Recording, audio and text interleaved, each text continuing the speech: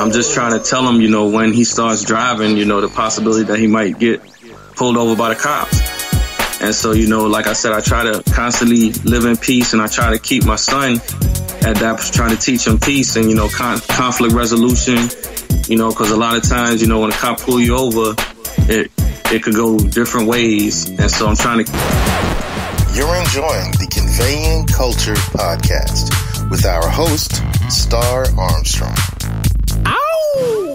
My name is StarrArmstrong. I am the founder of Clever Communities in Action. I am an advocate for the Black community, and I am also a Black woman raised by a single father from the ages of 12 to adulthood. Peace. I am back here with you guys for the second day of our Conversations with Father series. I'm going to be having a discussion with Sean Watt today about his fatherhood journey. But boom, here we are. All smiles to Sean. How you doing? Nervous. Why? I ain't never done... Well, yeah, I did. This is the third father on my Conversations with Father series. And as you guys know, I stated I am the daughter of a single father. And I think it's imperative that we within the Black community control our own narrative.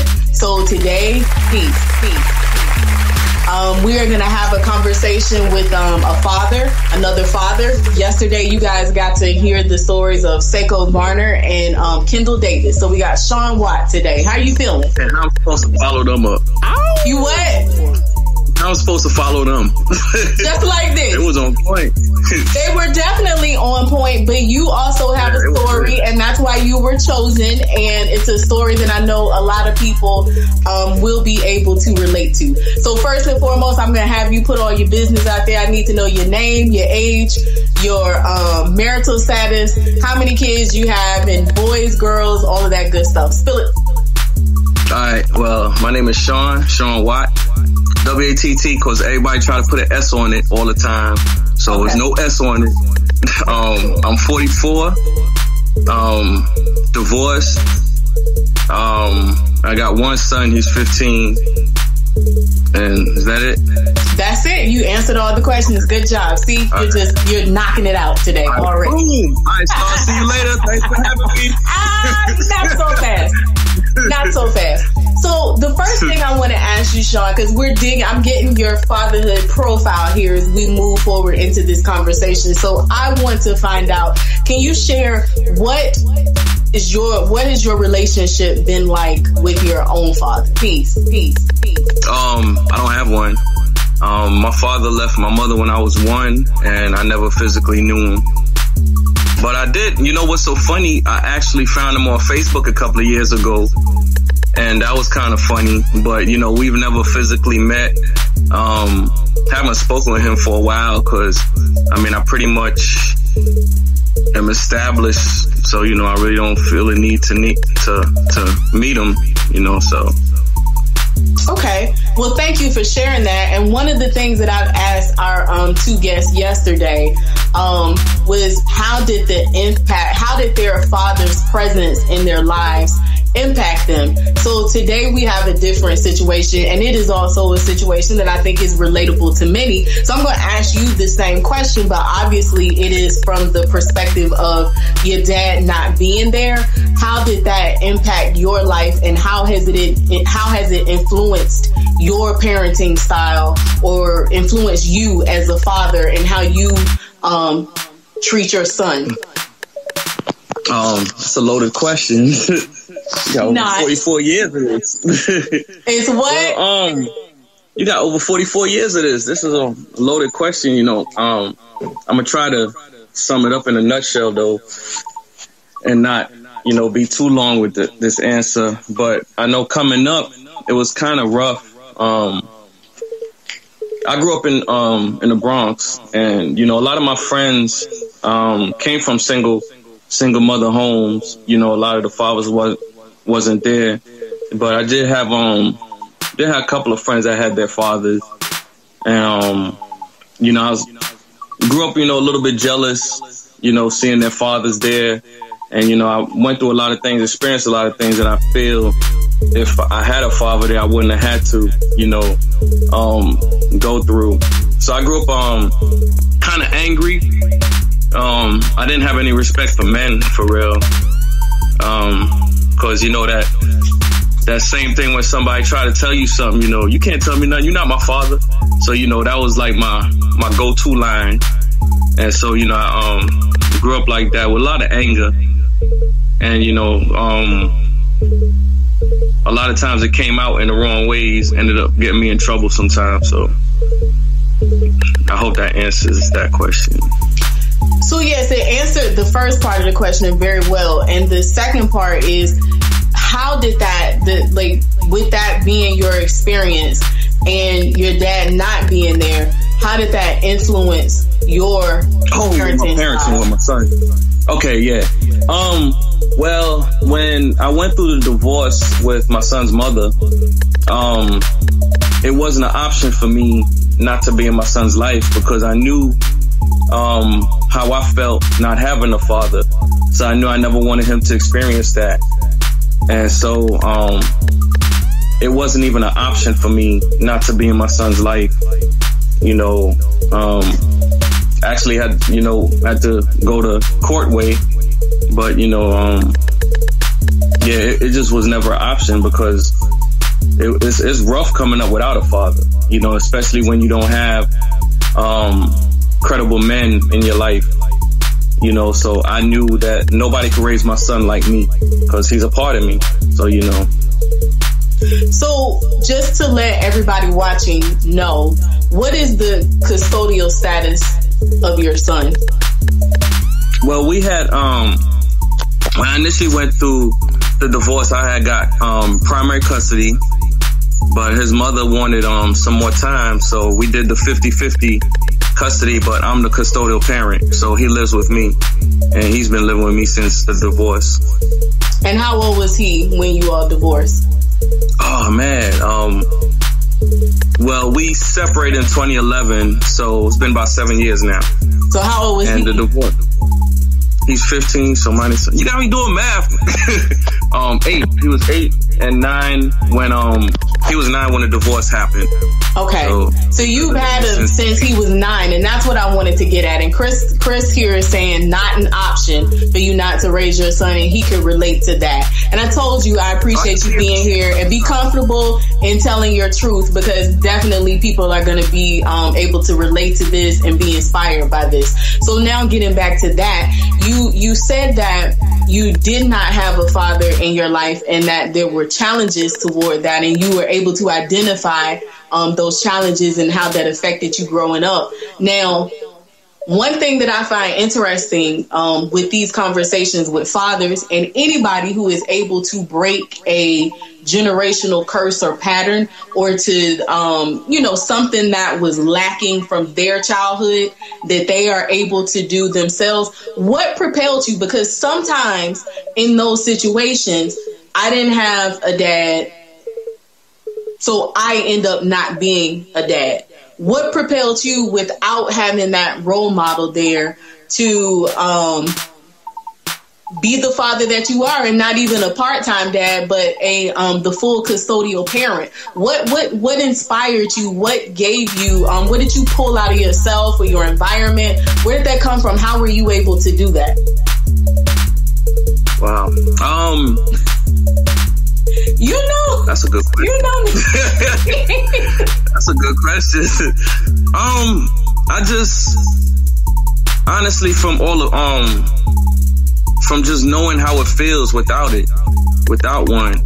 And I had a pastor that when I first got married, his name was Charles Green, and he kind of took me under his wing. I think I was like in my late 20s when I met him, and he just took me under his, he just took a liking to me, and he was more like a, kind of like that mentor that I needed. And so he kept dropping jewels. And then when I was going through issues with my ex, actually when my son was first born, me and my ex were going through issues then. And then he was just like, it shouldn't be an option with whether you be in your son's life or not. Because one thing he told me was that, you know, anybody could do anything to my son, especially when he was a baby and my son can't articulate it. And he was like, I'm the one supposed to be protecting my son. And he was like, nobody else could do that for you. Nobody else is going to have the love for your son like you do, because he's part of you. And so I think that was like one of the major things. Well, not the major thing, but it was one of the influences that made me, you know, want to definitely have my son.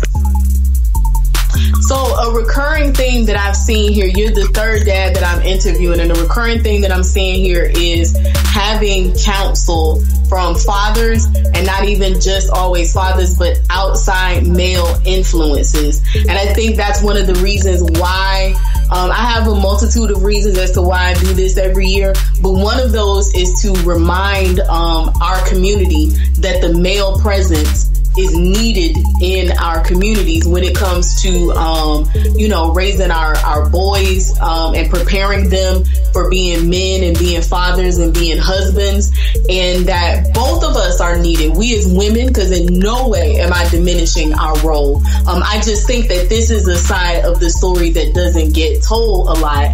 And so we need Black men present, because that is something I'm finding in all of these cases where the brothers are being triumphant and doing well and being good fathers.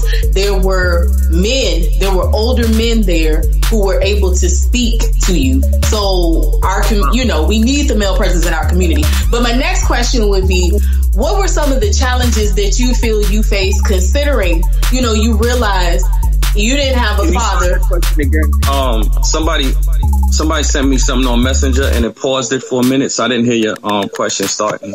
Okay. And a cool thing that I learned to do now with these is to put my phone on Do Not Disturb, because it will get crazy sometimes. Huh? Okay. I don't know how to do that. Oh, okay. Well, I just figured it out. People have been telling me, and it was really simple, but I just actually went and did it yesterday. But I'll tell you about that. But nonetheless, what challenges, considering that you took this on, you're a father now, and you and your wife are divorcing, and you take on primary custody of your son. What challenges do you feel you face that you may not have faced had you had a father? What are the things that you were like, yo, I don't know. What are some of those obstacles that you feel not having an example? Well, I'm still learning as I go along. So of course, please don't think, you know, but no, as a young parent, yeah. So, you know, as a young parent, I had to trying to, growing up, you know, I learned a lot from, you know, kids on the block, or, you know, the older guys on the block and stuff. And so, you know, it was, you got to be hard, you know, you can't show emotion, you can't show this. So, you know, I had to learn to let my son just be a kid, you know. That was one of the most important things, just let him be a kid. You know, he trying to figure out life too. But I was, you know, so stickler on, you can't do this, you know, by the way I came up. But I did take some parenting classes, so, you know, that really helped me learn how to relate to his ages, you know, certain things that he did, and just allow him to just figure it out, you know, but still be that guidance for him. So I think that's one of the obstacles that I did. Dealing with the emotional stress from him going through the divorce of his parents. I had to get him a counseling, because I think that helped a lot too, to help him process it in ways that I couldn't really help, because, you know, I never been that way before. So, you know, I didn't really know how to relate to him, and then he held a lot of stuff in. But, you know, getting him a counselor where he could talk and release, you know, I think that was another challenge. And then it took a while for me and his mother to really get on a speaking plane. So, you know, allowing him to be able to speak about that without my emotions getting involved, where he could just, you know, just talk and me listen. And, you know, I'm still learning to allow him to talk, where I can listen without, you know, trying to shut him down, because I want him to feel safe with sharing stuff with me, you know. So that's another challenge that I had dealt with. Well, Mr. Nervous, I think you're doing a great job. And one of the things that I'm noticing here... Go ahead, shining. You're doing fine. But one of the things that I'm noticing here that I thought was very powerful, when we as humans take the time to reprogram or deprogram ourselves for another person, that is a very selfless act, although I know it benefited you as well. But you said, you know, growing up in the boogie down, and, you know, it's a certain... Always representing the Bronx now. And you know that there is a certain code of conduct or an expectation, and for you to go inside yourself and, you know, chip away at what, you know, you had experienced on from birth on up until that point, and you realize that, you know, for the betterment of your child, that you had to shed some of those things. Reprogramming ourselves and deprogramming ourselves is not easy. It's not easy at all. So I think that's a very commendable act as a parent, as a father. And I want to ask you, for seeking out to take the parenting classes, did you do that on your own? Was it a court mandated thing, or did you decide to do that? Well, at first, when they were going through when we were going through the custody issue, it was court mandated, but I ended up taking other classes other than that, because it was just something you had to do online, get a certificate just to show that you had it. But I wasn't happy with that, and I knew, you know, I didn't know a lot of stuff, so, you know, I Googled some stuff and, you know, ended up taking extra stuff for myself. Great. And so stepping out of your comfort zone, and another recurrent theme is that I'm seeing dads are talking about, whether you realize it or not, aspects of being vulnerable. And, you know, even I feel, and a lot of this discussion, I've heard this discussion prior to last week, but definitely we're hearing a lot now where people are talking about mental health. And we've heard about the stigmas within the Black community. So seeking out parenting classes, seeking out therapy for your son, all of those things. You know, it's just good to hear that dads are doing these things, because again, as the person I am, I advocate for the Black community. So that's Black man, woman, child, family, individuals, all of that. And so again, I think we don't hear about Black fathers taking Black single father with custody taking parenting classes, or Black single father with custody making sure that his son is in therapy to deal with the adversity of his parents divorcing. So that in and of itself is inspirational, and something that people need to hear and know that Black people and Black dads do. So that's awesome. Let me see. What do I want to ask you now? Let's take it easy.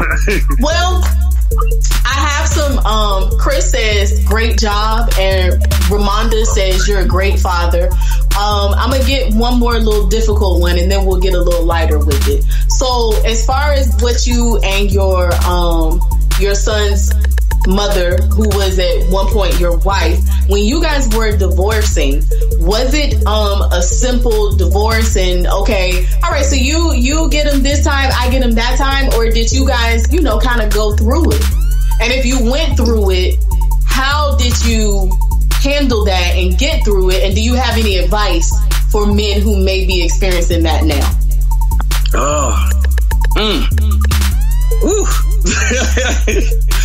All right. Reception getting cloudy. I gotta call you back. No, let me stop. Hey, don't say I didn't warn you. Don't say, if I'm anything, I'm fair. Okay. Nah. It was a real bad divorce. Real bad. Custody battle was rough. But there was a lot of times that I felt that I was suffering the wrong. A lot of times I felt that I was I felt like I was being painted as a bad guy, or, you know, like I had to always compromise. But at the end of the day, I just had to think, you know, my son loves his mother too. So, you know, I had to swallow my pride. I really had to swallow my pride a lot, you know, just for peace sake, you know, cause I didn't want him to have to deal with adult problems. You know what I'm saying? And so a lot of time I compromised. A lot of times when I felt like I was right, I compromised a lot of things that I felt like I was being manipulated or, you know, used. But, you know, at the end of the day, I just had to be like, you know, I don't want my son to have to deal with this. So, you know, I try to shield him a lot. So it wasn't easy, you know, being transparent. You know, I spent a lot of times like, you know, just shaking my head, looking at the mirror like, yo, dude, you know, but I had to, Go ahead, I'm answering a question. Oh, I didn't want to interrupt you, but I guess that was distracting. I'm throwing up a game. Well, sorry. No, she asked how old was your son when y'all divorced, so I was just trying to be like 8. Oh my God. I don't do sign language. Nah, but yeah, you know, I just had to swallow my pride, you know. It was for the best interest of my son, you know, and so a lot of things, you know, I just swallowed, you know, and just dealt with. And again, that speaks to the selflessness of being a parent. And some people get that, some people don't. But I'm hearing a lot of that coming from your story right here, where you prioritized your son over yourself, and I'm sure that can't be easy all the time. What? It wasn't. It wasn't easy. Yeah, but it's definitely commendable. Let me see. Jackie said she just read Between the World and Me by Ta-Nehisi Coates, and what you were saying reminds me of a quote from the book. Let's see. Black people love their children with a kind of obsession. Your children are all we have, and you children are all we have, and you come to us in danger. We obsessively and by any means necessary want to set our children up for success, and not the reason they go to counseling as an adult. Thank you for your efforts in raising a respectable and aware Black man. You are amazing. Oh, thank you. Yes, definitely. And I'm seeing that, you know, we had a 24-year-old father last night at 8, and he had a lot of foresight, and also, like, I pretty much kind of like what Jackie said. I was like, when you are a parent, you are downloading all of this information into this clean computer, this hard drive that has nothing on it, and you are determining if this person is going to go out and be a virus in the world, or if they're gonna, you know, really do great things. And having that foresight to recognize that and to make sure that you produce, as Jackie likes to say, a productive and good little citizen is really, really important, because hurt people. And if you're producing a hurt person, you know, that's adding more chaos to the world. So thank you for your foresight. And your sacrifices. So yeah, okay, you were still talking. It was difficult, and you had to swallow your pride some and make some sacrifices. Do you have any advice for men who may be going through divorces and custody battles? Yeah, I do. Take your feelings out of it. Like, 'cause a lot of times, you know, I got so obsessed with, you know, like, this ain't right. You know what I'm saying? But take your feelings out of it and think logically, because you got to be able to communicate with your kid's mother. You have to. I've been divorced for 6 years, but we haven't been together in 7. And it took me, think about like 3 or 4 years to realize that I had to still learn how to communicate with my son's mother. And we're cordial right now, you know what I'm saying? Not gonna say we like best friends or nothing, but we're cordial where we could communicate, we could sit down, we could talk, and, you know, keep emotions out of it. But, you know, you're gonna have to be able to communicate with them. So, you know, whether you feel like you're being wronged or what, you gotta find a way to communicate in such a way where you can understand where she's coming from and she can understand where you're coming from. But you gotta keep your emotions out of it, because when you start talking to people and they, like, if you come at them, they're gonna get on the defensive. And once they get on the defensive, all communication is lost right then. So you gotta, you know, a lot of times you just gotta see the people. I try to live in a life full of peace right now. You know, just try to stay in a plane of peace, because, you know, I didn't come up like that. So, you know, I need that now, and I want that for my son. So, you know, I'm trying to teach him how to communicate to people too. But, you know, he got a part of the young me, and he got a part of his mother running in them too. So, you know, nothing against her, you know what I'm saying? But, you know, we both from New York, so, you know. Those daggone New Yorkers. Just kidding. Deborah says many fathers are made to prove they're fit after they separate. Mothers don't have to do that. It requires fathers to jump through hoops. I wouldn't agree with that, honestly, because the laws are changing. My character got assassinated a lot when we went to court. But if you're a good person, if you're a good man, you know, the courts are really going for the best interest of the child right now. Laws are really changing, and, you know, it's been said so long, and I've ran into guys, you know, that were scared to go to court for their kids, because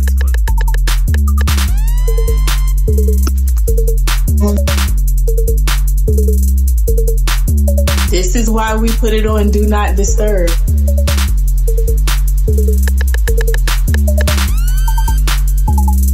Can you hear me? Can you hear me? Now I can. I'm sorry. I gotta learn how to you should have told me how to pause this stuff, because people hit me up on Messenger. Oh, I see you. People, don't hit me up on Messenger right now. Wait.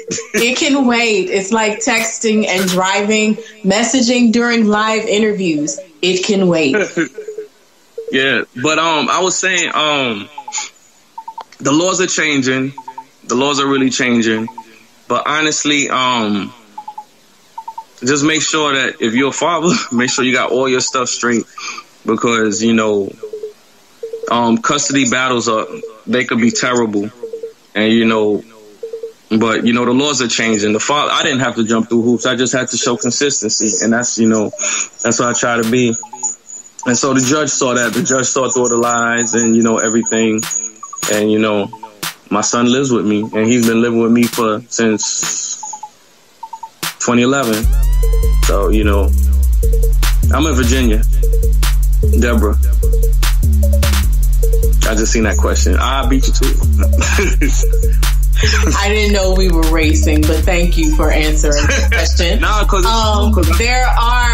I've heard it go different ways, but I'm definitely not going to challenge your story. And I think it's good that you had that experience. And if you had that experience, then hopefully other people, other situations can be just as positive with the outcome.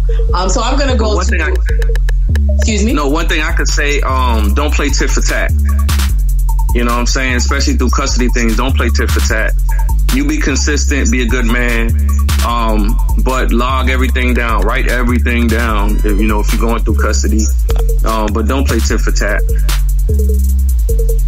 Awesome. I think you gave some really good advice there. I do. And then a lot of this comes down to character and integrity, because we hear people say things and it sounds like, oh, I had to bite my tongue. I had to, but these things are not easy.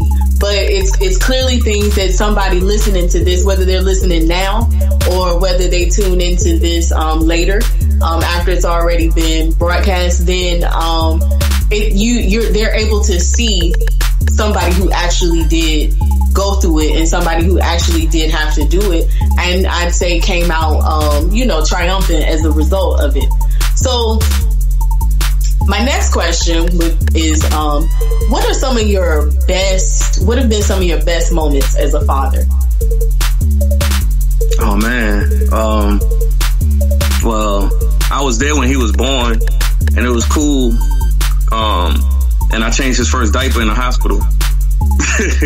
So, that was cool too. Man, I don't know. He just, my son, he just made me happy. You know what I'm saying? Like every night, I tell him I love him, all the time, kiss him on his forehead. We just have, it's like we just, to say like just one time, I can't really, say just one time, because, he just... I said plural moments. Oh, okay. Wow, I don't know.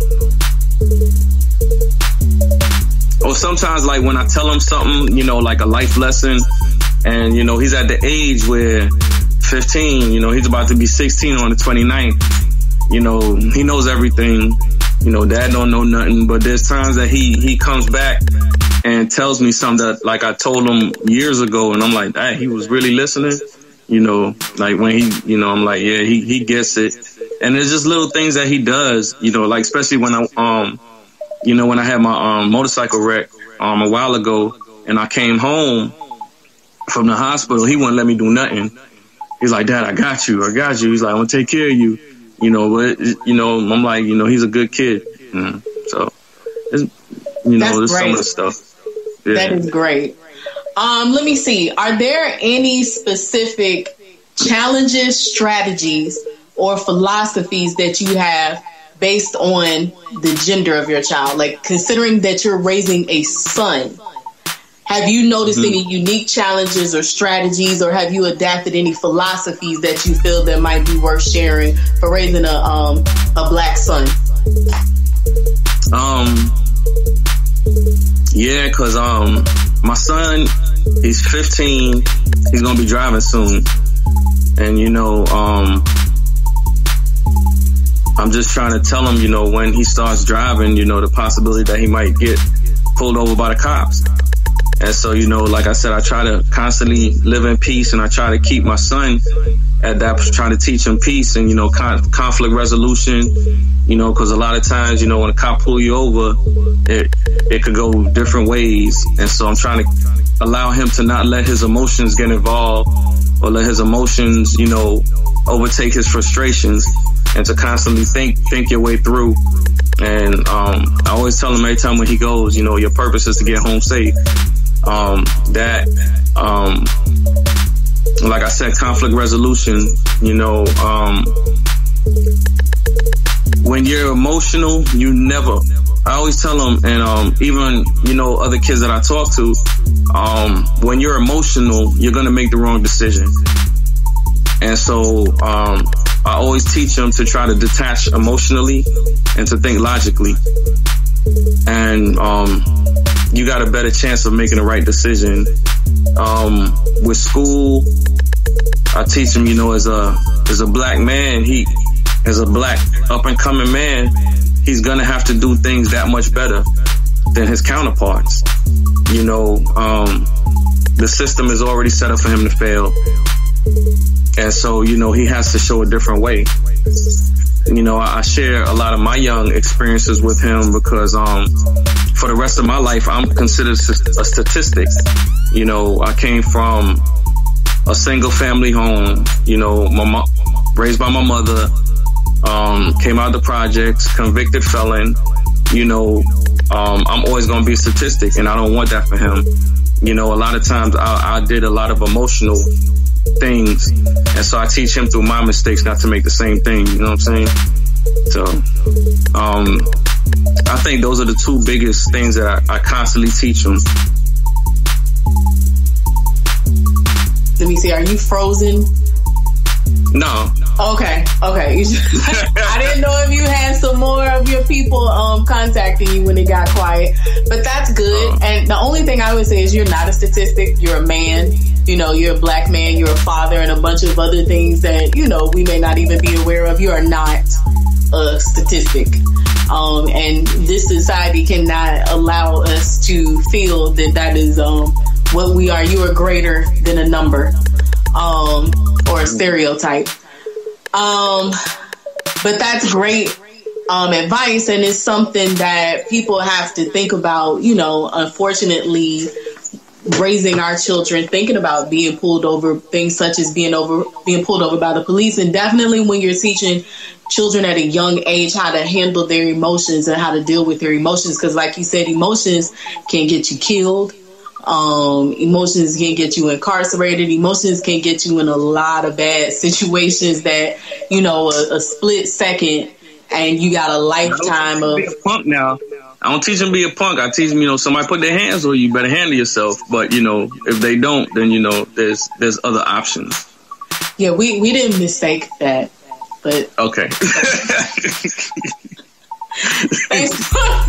Thanks for letting us know that you got a little Muhammad Ali over there.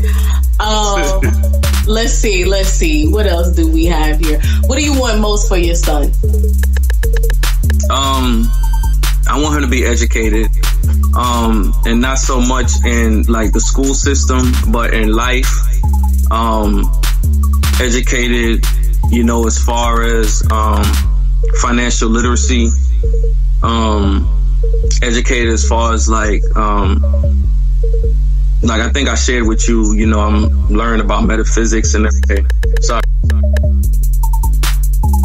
All right. It paused for a reason. I don't know why. Can you hear me? Okay, yeah. Just education, I want him, because he plays sports, but I want him to be more than just somebody who, plays sports. I want him to have a good head on his shoulders. Street smarts, even though he didn't come up in like the city like me, but I still teach him stuff. So, watch his surroundings. But I just want him to be successful. And, different people view success as different things. But I want him to be educated in those ways. I want him to, like financial literacy is a huge thing for me. I want him to be able to have different streams of income, like, investments, things like that. But I just want, and I definitely want to keep him out of the prison system. Definitely want to keep him out of that. And yeah, I just want him to be successful. I want him to be, whatever decision that he makes, I want him to be comfortable in it. Okay. Can you hear me? Yeah. Yeah, I can hear you good. This happened to me yesterday. Now, I have mine on Do Not Disturb, but the call still came through, and now my volume gets really, really low. I can't hear you. Can you hear me now? That doesn't change anything. Oh my gosh, I don't see the point of the Do Not Disturb if the call is still. So now I'm going to have to do like I did yesterday and get really close, because I really can't hear you well. It comes down to a really low volume. So I'll talk louder. It's better. Nothing's gonna change it on my end, even if I adjust the volume. Once I get a call to come through, it won't do it if it's a text or a message, but with the calls. So I have two questions on here that I think are kind of hard questions, and I'm gonna give you one. I'm gonna eeny, meeny, miny, moe you. Let me see which one of these that I'm gonna give you. So you get now, them. I'm ready. Let's go. I'm ready. I'm rolling. I heard that. Okay. So let me give some context here. Definitely the reason why I'm having this conversation is because being the the daughter of a single father, and having men in my family, all the men in my family who are dedicated fathers, and also having men in my life as friends who are dedicated fathers to help shed the light on the fact that Black men are in their kids' lives. But nonetheless, I can't leave out the fact that there are people who, even such as yourself, who didn't have their father around. And that happens in all races. But we're talking about the Black community right now. So I'm going to ask you, what do you think, just what are some things coming from your mind? I'm not asking you to solve the problem, but what do you think Black men can do to help break the cycle of fatherlessness within our communities? Wow. I think, I think when fathers aren't there, I think they're selfish. You know, they're thinking about themselves. And if you think about your child, then it's not an option for you not to be there. You know, and I do think that, you know, the guys who are being fathers need to step to the ones who ain't, you know, and challenge them, be like, look, you need to get in your kid's life. You know, like I was watching the guys that you did yesterday, and they were talking about a village, and you know that village mentality is gone. But if you know somebody, especially one of your boys, who's not taking care of their kids or is not in their kids' life, you need to check them. I mean, for real, it's you got to check them. Step up if you can. You know, be like a godfather or uncle or something. Because you know, a couple of my friends' dads that you know, I looked at them as like uncles. You know, even though it wasn't no blood relation, but you know. I looked at them like that. But I think, you know, dudes just gotta stop being selfish. There's no excuse for you not to be in your kid's life. You know, I know some mothers make it hard, but there's always a way. You know what I'm saying? I'm on this group on Facebook called BlackFathers, and you know, they you know, a lot of us, you know, share experiences, and you know, there's some guys that get back in their kids' lives, you know, after years of, you know, issues with the mother. But, you know, you could always get back. Just don't be selfish, you know, forget about the issues with you and the mother, and just get back in the kid's life. I think you said a couple of good things right there, and especially when you're talking about men holding men accountable. You know, we really shouldn't be hanging with people who don't share the same values that we do, and especially when it comes to something as major as you know, being present in your child's life, and men being able to open up and have that conversation and have that dialogue about that with one another, and not turning a blind eye to the fact that this is your homeboy, but he hasn't seen or done anything for his, you know, child or children in the past 2-3 years, and that's going unchecked. I think that accountability amongst men and the ability to have the conversations and maybe even, you know, ask why initially. But I think that that's very important, in holding men to the fire for that. And then, like you said, building up that village and men stepping in. You know, and I'm grateful to all the brothers who step in. You know, in the work that I do, I'm constantly needing men to be mentors, to step in. So, yes, definitely. If you see it within your family, with nephews and nieces, if you see it in your community, in your church, your mosque, whatever it may be, filling in those gaps. So I think that's definitely very important. So is there any advice that you would like to give to young or new fathers?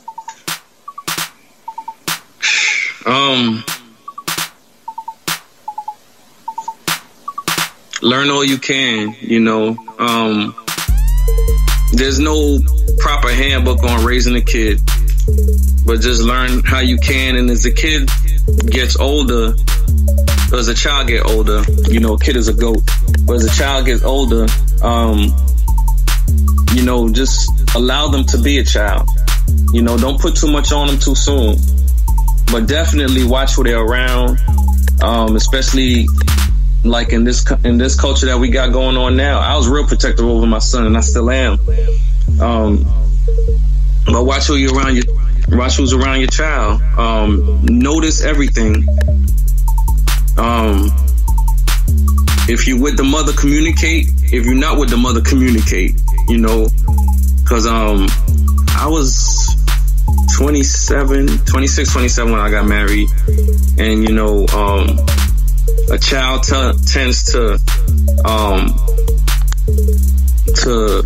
change the dynamic of a relationship, but you know, still communicate, you know, about everything, and try to find a common ground when it comes to raising your child. It's not gonna, like I said, there's no handbook, but you know, learn all you can from wherever you can. You know, whether it be, you know, religious books, non-religious books, you know, just learn all you can. And, yeah. Okay. And my final question to you is, how has fatherhood changed you?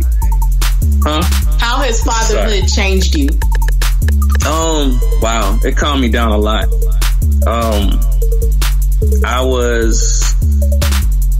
I wasn't the worst kid out there, but you know, I wasn't the best.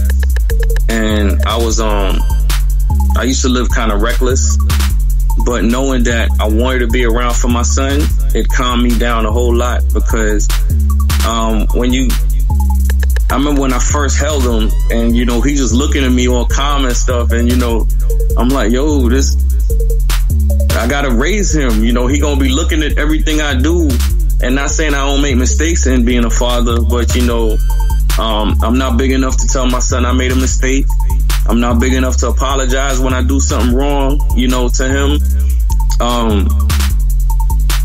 But man, it really calmed me down. It let me, cause I used to be impulsive, but, like when I taught him about, you know, detaching your emotions and making logical decisions,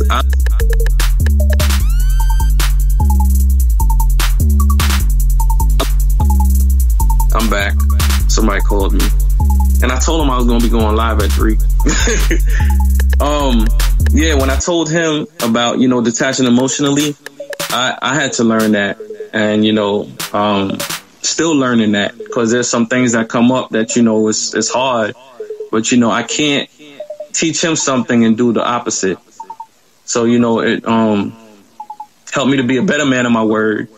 I never make promises to my son that I know I'm not going to be able to keep.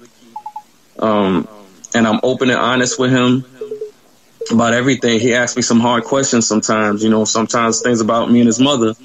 And, you know, I just got to be honest. He asked me stuff about my past. And I have to be honest. When he was at an age where I didn't feel like he could handle it, you know, I told him I don't think that, you know, you can handle that right now. But it just really put me in a, like, just calm me down. Like I said, I insist on keeping peace around me. I don't deal with drama. I keep it moving, and I teach him how to do the same thing. Like, you allow things into your circle, into your atmosphere. And, you know, if you don't want it there, don't allow it. So, you know, I learned that, you know, because of wanting to shield him from things, wanting him not to come up the same way I did. You know, I'm grateful for how I came up, because it made me who I am. But I see a lot of things I didn't have to go through. So I try to keep him from that. And try to just teach him about life, you know. So a lot of things that I changed, just more calmer, you know, just more easygoing, you know, not a punk, but just easygoing. Make sure you put that out there. Excellent, Sean. Thank you so much.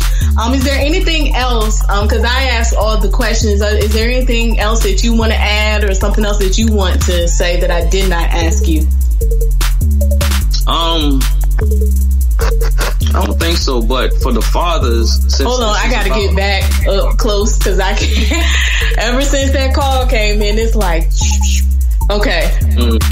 No, but since changing the narratives of fatherhood, of especially Black fathers that's out there, you know, we make our own narratives. You know what I'm saying? So if we want different, we got to start doing different, and we got to start, like I said, we got to challenge the other brothers who ain't stepped up yet. I'm grateful because a lot of my friends that I grew up with that have kids are in their kids' lives. And so, you know, I see that a lot, that, you know, things are changing, but the sense of community, like especially if your friend got a kid, you know, be a part of that kid's life, you know, not just but genuinely, you know what I'm saying? Teach them the mistakes that we made. Because I remember when I was coming up, everything was so taboo, you know, people wouldn't talk about certain things. You know, I guess they were trying to shield us from it, but the more you let kids know what's out there, you know, they won't be naive to fall for certain things, you know. So I think we got to share experiences, you know. Men don't talk. Because when I was going through my divorce, like, that was the most emotional time of my life, you know. But it took a man who went through the same thing to, you know, talk to me and let me know that I wasn't unique to myself. And then through that, I started meeting other guys that was dealing with the same thing. So, you know, we got to talk. We got to talk to each other, you know, help each other out, you know, especially as Black fathers. You know, we got to talk to one another. We got to help each other out. We got to, you know, start fellowshipping, man. You know, it's such a disconnect with Black fathers nowadays. In the Black community, it's such a disconnect. Everybody wants to do their own thing. Nobody has the guidebook. You know what I'm saying? But we could learn from one another. We could build from one another, and, you know, raise these young kings to be, you know, to be leaders and not followers. You know, not to compromise, to, you know, to set trends and, you know, to do the thing. You know. Yeah, but. So I have a challenge for you. Oh Lord, why? I should have shut up.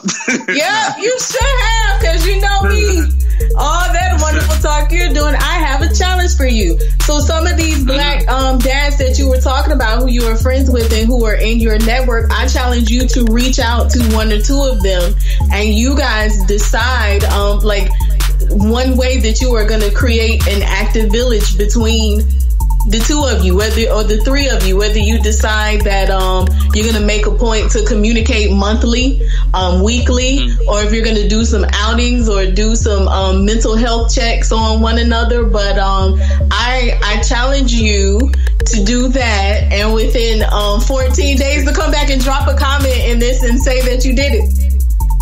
I told you that men don't talk to each other. Nah. And I'm challenging you with that. All those wonderful words that you just said to go and change that. You can pick one or you can pick two, and you guys decide that you're going to be more verbal with one another and that you're going to have those conversations. You're going to do a phone call monthly or weekly or an outing or something like that. And then in 14 days, matter of fact, I'll give you July 1.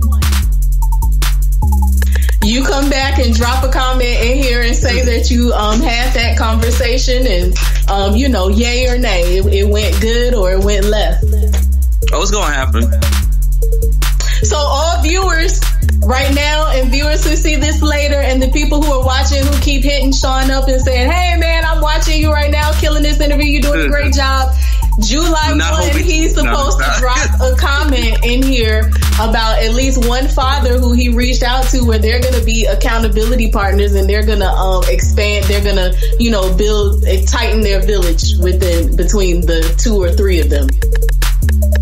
I'm calling somebody today because I'm not trying to procrastinate this. I heard that. All right. So we might get the comment before July 1, but, all right, I heard that, so that's good stuff. So I ain't got nothing else to say. You're not gonna catch me up.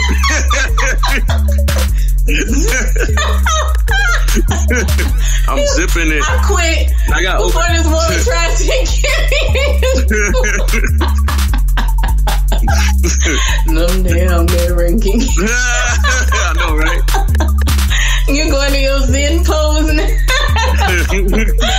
Well, anyway, thank you so much, much, Sean. You did a great job. I know you were like, I'm nervous. I can't, all of that stuff you just said at the beginning of this interview. You dropped a lot of jewels and a lot of takeaways we're giving here tonight. And again, I thank you for doing this and stepping out of your comfort zone to do this. It's going to be having a strong impact for a lot of people, more than we know. And these videos will be archived. I already have some things in my mind that I plan to do with them in the future. Not right now, but in the future. So you've put a lot of wonderful things out there. And again, Starr on the CCIA. I'm gonna get my Starr on the CCIA Walk of Fame. Yes. Definitely. Wait a minute. What is happening here? Deborah said, let me pick up these comments again. Okay. Great advice, hard but good advice. That's part of creating a village and allow children to be children. They are not little men. And Ivan Steele said, devil dog? Yeah, that's my brother from the Marine Corps. Okay. Yeah. I figured that had to be some kind of inside thing right there. But nonetheless, again, thank you for doing this. And it's imperative that we control our own narrative and the role. Again, I am here on behalf of the Black community. So that means man, woman, child, the family, the individuals, all of that. And we have to advocate and show up and be present for one another. If you've been following my movement all the way back to cleverspeaks.com, I'm the anti-stereotype hype. I'm here to expose the elements and aspects of our community that don't get talked about a lot of times when other people are controlling our narrative. And one of those is that Black men don't take care of their kids. And that's a blanket statement that is just not true.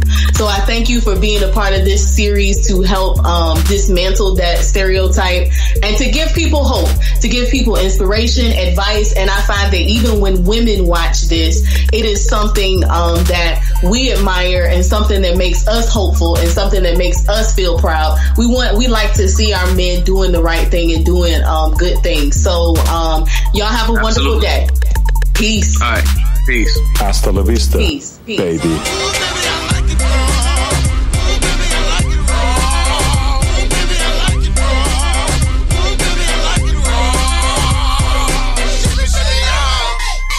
Peace.